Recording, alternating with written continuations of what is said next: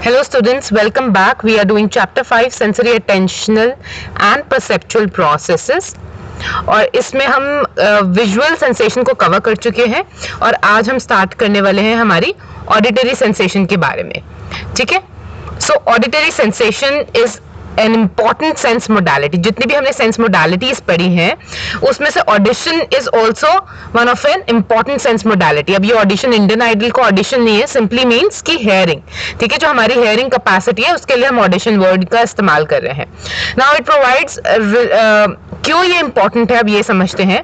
क्योंकि हमें प्रोवाइड करता है reliable special information. Special information कैसे प्रोवाइड करता है?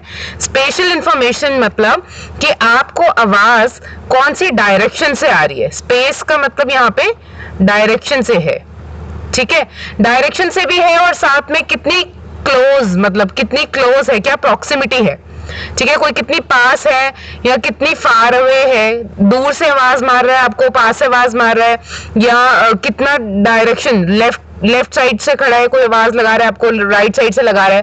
तो ये जो स्पेस की डायरेक्शन है इसके बारे में हमें ऑडिशन से पता चलता है.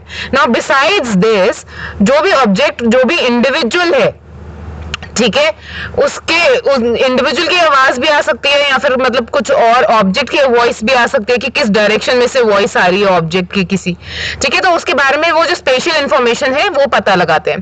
प्लस ये स्पोकन कम्युनिकेशन में भी बहुत इंपॉर्टेंट रोल करता है. अब आप बोलोगे कि ये तो ऑडिशन की बात कर रहे हैं, हम ऑडिशन की बात कर रहे हैं मतलब कि हेयरिंग की बात कर रहे हैं. ठीक है, हमारी हेयरिंग कैपेसिटी की बात हो रही है यहाँ पे. ठीक है, तो इसमें ये कम्युनिकेशन में कैसे रोल अदा करता है. ठीक है, हेयरिंग कैपेसिटी की बात हो रही है तो कम्युनिकेशन में कैसे रोल अदा करते हैं. ये ऐसे रोल अदा करते हैं कि मान लो आपको पता होगा कि जो लोग ऑलरेडी डेफ होते हैं, बचपन से मैं बात कर रही हूँ, ये नहीं कि बड़े होके उनके साथ कोई इंजरी हुआ है या एयर में कोई हेयरिंग एड हो गया है, कोई प्रॉब्लम है, वो नहीं मैं बात कर रही. जो बचपन से डेफ होते हैं वो नेचुरली म्यूट भी होते हैं. ऐसे क्यों? क्योंकि बचपन से उन्होंने सुना ही नहीं, लैंग्वेज ही नहीं सुनी, प्रोनाउंसिएशन ही नहीं पता, शब्दों का उच्चारण ही नहीं पता, कैसे बात करना है, शब्दों को कैसे बोलना है वो ही नहीं पता, तो वो बोलेंगे क्या. तो कम्युनिकेशन में कैसे हेल्प करता है हमारे ऑडिशन. हमें कम्युनिकेशन में ऐसे हेल्प करता है कि हम जब सुनते हैं कि क्या प्रोनाउंसिएशन है किसी भी लैंग्वेज का. ठीक है, अब आपको स्पेनिश वर्ड्स का प्रोनाउंसिएशन नहीं आता तो आपको स्पेनिश कैसे आएगी. ठीक है, आपको अपनी समझ से आपको इंग्लिश में प्रोनाउंसिएशन आती है, आप स्पेनिश को अगर हमने लिखा हुआ होगा तो आप उसका इंग्लिश प्रोनाउंसिएशन कर दोगे. ठीक है, कि ऐसे बोलेंगे इंग्लिश के हिसाब से, तो बट उसका प्रोनाउंसिएशन अलग तरीके से होता है. राइट. सो लैंग्वेज मतलब यहाँ पे कम्युनिकेशन का, ऑडिशन और कम्युनिकेशन का ये रोल है कि जब हम सुनेंगे तभी हमें पता कम्युनिकेट कर पाएंगे ना, कि कैसे कम्युनिकेट करना है. तो वो रोल है इनका यहाँ पे. नाउ ऑडिटरी सेंसेशन कब बिगेन करती है? आपको याद है इससे पहले हमने आईज के बारे में पढ़ा था. तो आईज में हमारे, जब आईज में जो हमारा प्यूपिल होता है उसके ऊपर हमारे जब लाइट फॉल करती है उसके बाद लाइट के रेटिना पे जो कोन सेल्स हैं वो एक्टिव होते हैं और दैट इज हाउ हम देखते हैं, हमें दिखाई देता है. ऐसे ही ऑडिटरी सेंसेशन के लिए जो हमारे कान है, जब वहां पे ईयर ड्रम पे हमारा साउंड फॉल करता है, वहां पे साउंड पड़ती है, तो हमें जो है स्टिमुलेट करती है वो चीफ ऑर्गन ऑफ हेयरिंग को स्टिमुलेट करती है, जो कि ऑर्गन ऑफ कॉटाई होता है. ये हम आगे एनाटमी पे पढ़ेंगे, ईयर के एनाटमी में. तो उसको स्टिमुलेट करती है, तब हमें जो है सुनाई देता है. नाउ जो ह्यूमन ईयर है, ह्यूमन ईयर जो रिसेप्टर है वो स्टिमुली, मतलब ईयर ही है हमारा, जो भी हमारे सराउंडिंग्स में आवाज आती है उसको रिसीव करने का काम ईयर करता है. राइट. तो वेल नोन फंक्शन है इसका हेयरिंग का, बट इसका एक और फंक्शन है हमारे ईयर का, वो होता है मेंटेनिंग आवर बॉडी बैलेंस. हमारे कान में एक लिक्विड पाया जाता है. ठीक है, हमारे कान के अंदर, मतलब जब एनाटमी पढ़ेंगे अभी आगे चल के तो आपको समझ आएगा, उस लिक्विड से की वजह से जो ये हमारी बॉडी का बैलेंस है वो बैठता है. मतलब हमारा जो पोस्चर है वो हमारा पोस्चर सही होता है. मतलब ऐसे नहीं है कि हम लेफ्ट की तरफ झुक रहे हैं, राइट की तरफ झुक रहे हैं, हम सीधा बैठ ही नहीं पा रहे हैं. वो इसलिए क्योंकि वो लिक्विड की वजह से. तो कान का जो हमारे हेयरिंग का फंक्शन है वो एक ये भी बहुत ही इंपॉर्टेंट फंक्शन है. ठीक है, कि वो हमें हेल्प करते हैं बॉडी के बैलेंस को मेंटेन करने में.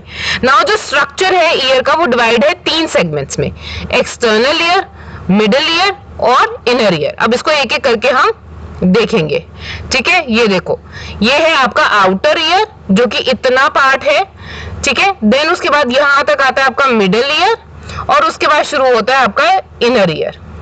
ठीक है, ये वाला जो हिस्सा है ना, ये वाला बेसिकली ये वाला जो हिस्सा है ये इनर ईयर का हिस्सा है और ये सारा मिडिल ईयर है और ये आउटर ईयर है। ठीक है, समझा? अभी अब एक एक करके पढ़ते हैं। External ear.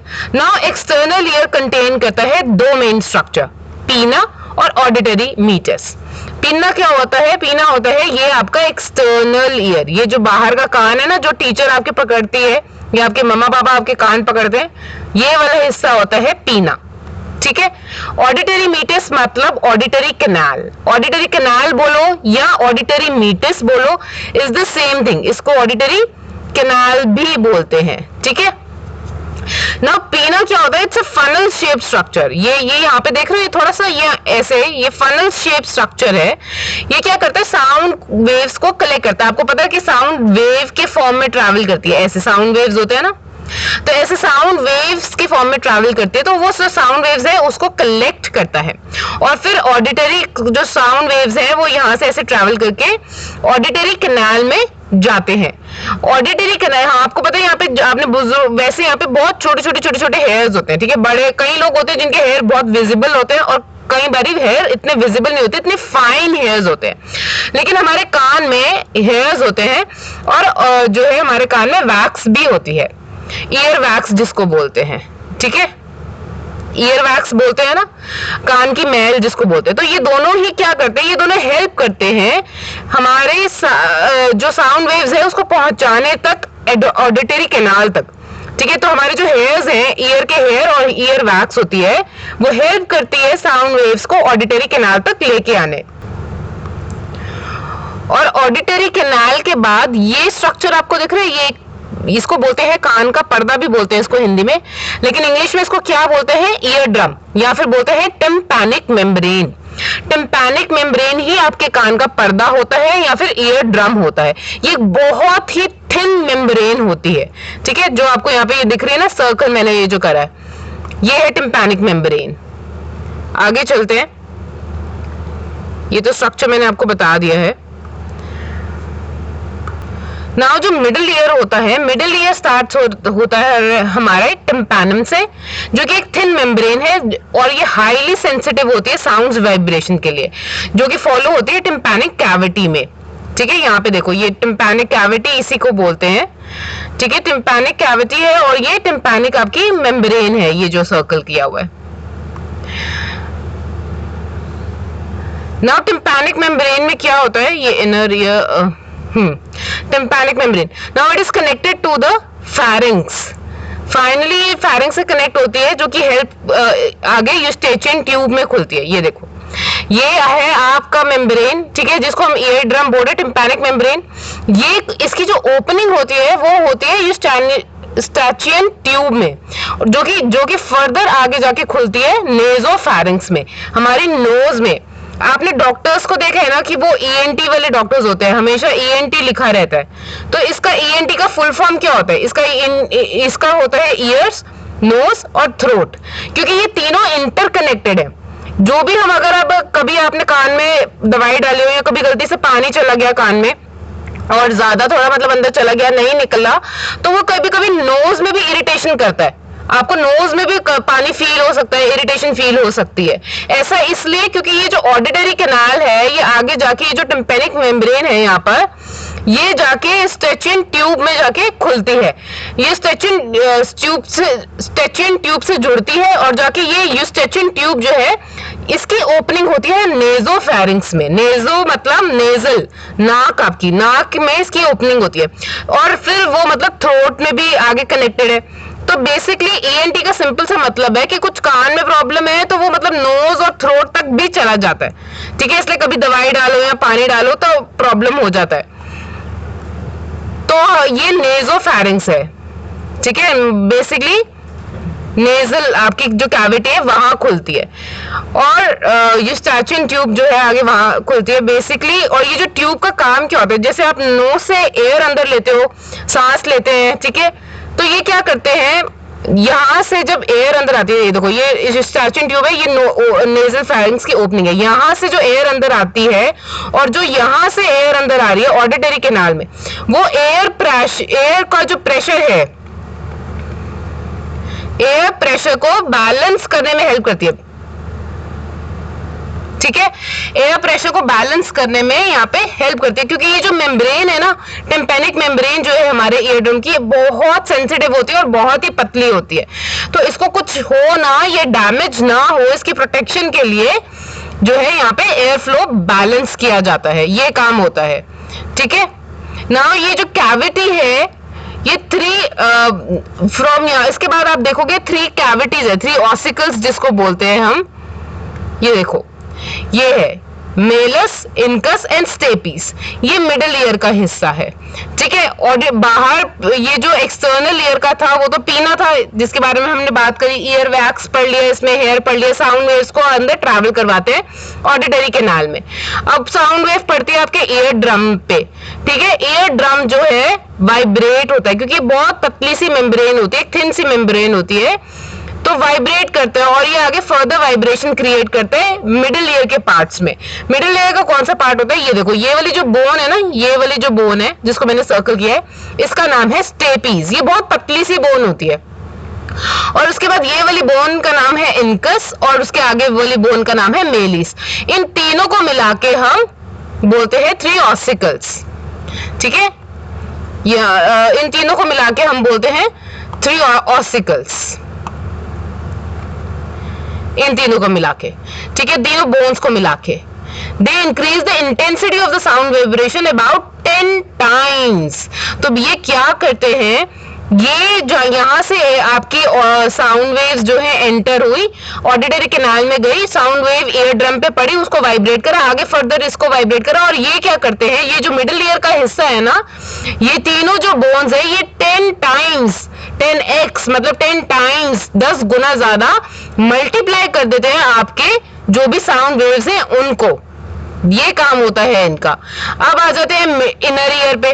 ठीक है, ये तो मैंने बताया था मिडिल ईयर का हिस्सा है। अब यहां से स्टार्ट हो गया आपका, ये बोन्स जहां खत्म हुए ना, ये बोन्स के बाद ये स्टार्ट हो गया आपका इनर ईयर, यहां से स्टार्ट हो गया। ठीक है, इनर ईयर में क्या होता है, इनर ईयर जो है एक कॉम्प्लेक्स स्ट्रक्चर है, कॉम्प्लिकेटेड स्ट्रक्चर है, नोन एज मेम्ब्रेनस लेबिरिंथ, जो कि इनकैप्सुलेटेड है बोनी लेबिरिंथ। अब ये देखो इनर ईयर में क्या है, इनर ईयर में ये जो लेबिरिंथ है ना, आपको दिख रही है, ये 3 सर्कुलर दिख रहे हैं इनर ईयर के, ये भी बोन्स है, लेकिन इसके अंदर एक मेम्ब्रेन है, मतलब जिस एक बोन का स्ट्रक्चर है और बोन के स्ट्रक्चर के बाद अंदर मेम्ब्रेन का स्ट्रक्चर है, कुछ ऐसा। ये देखो, ये जो आउटर लेयर है ये है बोनी स्ट्रक्चर, और ये जो लाइट पिंक कलर का ये आप अंदर देख रहे हो, ये वाला स्ट्रक्चर ये है आपकी मेम्ब्रेनस लेबिरिंथ, जो कि इस और इन दोनों के बीच में क्या होता है, एक लिक्विड होता है जिसको बोलते हैं एंडोलिम्फ। ठीक है, नाउ लिम्फ लाइक फ्लूइड होता है in the space between labyrinth and membranous. Bony labyrinth के बीच में और मेम्ब्रेनियस लेबिरिंथ के बीच में एक फ्लूइड होता है जिसको पायरोलिम्फ बोलते हैं। ठीक है, इन दोनों के बीच में एक फ्लूइड होता है जिसको पायरोलिम्फ बोलते हैं। यहाँ पे ऐसे ये जो है ना, ऑरेंज से जो मैं बना रही हूँ, तो ये बोनी के बीच में और मेम्ब्रेन के बीच में एक फ्लूइड फ्लो कर रहा है, एक लिक्विड फ्लो कर रहा है जिसको पायरोलिम्फ बोलते हैं। ना बोनी लेबिरिंथ के में क्या पार्ट्स आते हैं, उसमें आते हैं सेमी सर्कुलर कैनाल्स होती हैं जिसको बोलते हैं वेस्टिब्यूल। ये 3 सेमी सर्कुलर कैनाल्स होती हैं। ठीक है, जिसको हम वेस्टिब्यूल बोलते हैं, और एक कॉइल्ड स्ट्रक्चर होता है जिसको हम कोक्लिया बोलते हैं। ये जो कॉइल्ड स्ट्रक्चर है, स्नेल की तरह आप देख रहे हो, ये कॉइल्ड स्ट्रक्चर बना हुआ है, इसको बोलते हैं कोक्लिया। और ये है आपका वेस्टिब्यूल सिस्टम, यहाँ पर ये वेस्टिब्यूल सिस्टम है, और ये जो कॉइल्ड स्ट्रक्चर है इसको बोलते हैं कोक्लिया। ना ये जो सेमी सर्कुलर कैनाल्स होती हैं, इनके अंदर भी फाइन हेयर्स होते हैं, और ये जो इसके अंदर भी एक लिक्विड होता है जो हमारी बॉडी ओरिएंटेशन के लिए हेल्प करता है। हमने स्टार्टिंग में पढ़ा था ना कि हमारा कान ऑडिशन में तो हेल्प करता है, सुनने के लिए तो मदद करता ही है, प्लस हमारी बॉडी की ओरिएंटेशन के लिए भी मदद करता है। तो वो लिक्विड यही मिलता है आपको। नाउ ये जो बोनी कोकलिया है, देयर इज अ मेम्ब्रेनस, इसके अंदर भी एक बोनी स्ट्रक्चर होता है और एक मेम्ब्रेनस स्ट्रक्चर होता है जिसको स्केला मीडिया बोलते हैं। और इसमें जो लिक्विड होता है उसको एंडोलिम्फ बोलते हैं। जो बाहर का स्ट्रक्चर है बोनी मेम्ब्रेन और बोनी लेबरिंथ का, उसमें जो लिक्विड होता है उसको पायरोलिम्फ बोलते हैं। जो अंदर का स्ट्रक्चर है उसके अंदर जो लिक्विड है बोनी कोकिला और मेम्ब्रेनस कोकिला के बीच में, उसको बोलते हैं एंडोलिम्फ।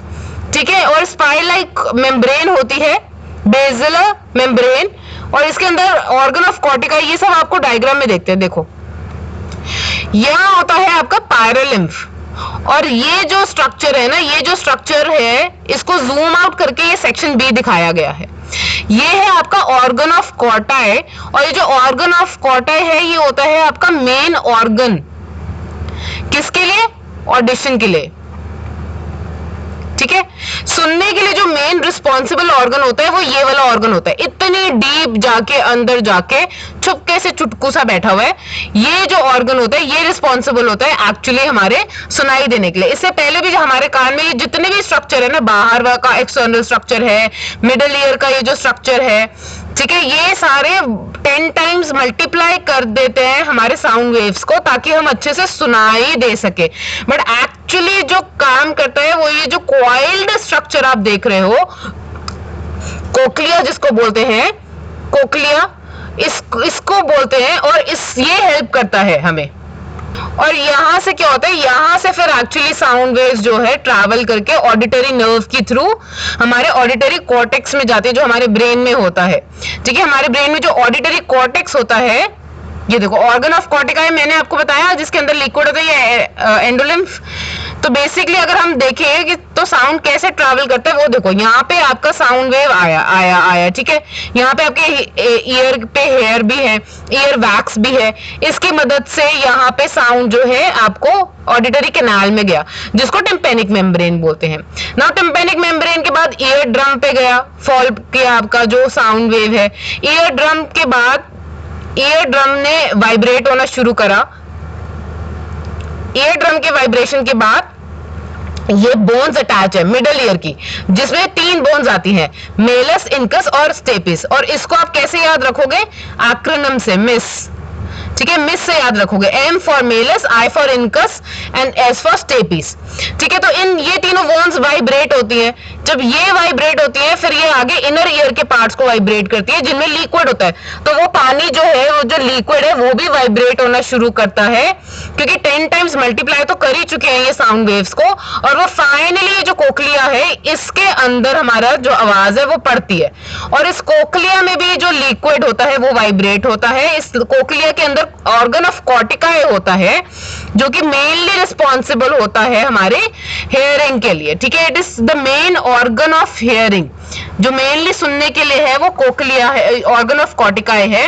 और कॉर्टिकाई जो है हमें सुनने में हेल्प करता है, ऐसे हमें फाइनली कॉर्टिकाई, जब कॉर्टिकाई पे आवाज पड़ती है, वाइब्रेट करता है, ऑडिटरी नर्व इससे कनेक्टेड होती है। ऑडिटरी नर्व कनेक्ट होने की वजह से, ये देखो ऑडिटरी नर्व्स कनेक्टेड होती है, और ये ऑडिटरी नर्व्स जा रहे होते हैं हमारे ऑडिटरी कॉर्टेक्स में। मतलब हमारे जो ब्रेन में ऑडिटरी कॉर्टेक्स होते हैं, जो सुनने के लिए रिस्पॉन्सिबल होता है, ये नर्व्स वहां जाके कनेक्ट करते हैं, और फिर हम साउंड को इंटरप्रेट करते हैं कि किस तरीके की साउंड है, कैसी साउंड है। ओके, तो ये आपका पूरा सिस्टम है सुनने का। तो ऑडिटरी नर्व जाती है, फिर उसके बाद ऑडिटरी कॉर्टेक्स पे जाता है, और इस तरीके से हमें सुनाई देता है।